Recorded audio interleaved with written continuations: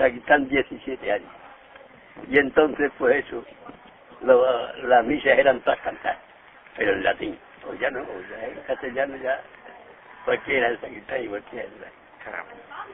Y eso, y luego pues iba por el difunto y que era responsable, a lo mejor 3 o 4 o 5 responsos antes de ir a la iglesia.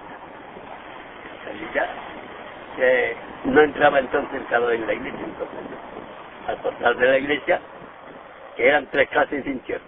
El primero iba al cementerio, el segundo iba a la ermita de la Confesión, y el tercero era al portal de la iglesia. No era en la puerta de la farmacia. Sí, allí era la despedida del infierno de tercera. Pero ya de tercera. De tercera. Había que... El de segunda iba a la Confesión, y el de primera al Camposanto, al hoyo. Claro, había entierros de primera, segunda y tercera. Y luego era el Papa, ya lo quedó todo ahí. Todo igual. Y ya vamos todos y entramos, y los entran todos en la iglesia.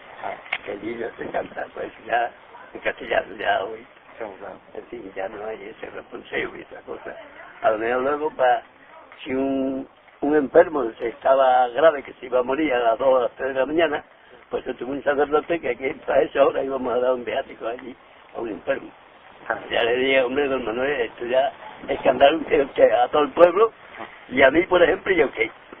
Usted le ve una comunión privada, y punto, y de que usted había el último día, el día antes, ya está. Que ya se va a morir, por ejemplo.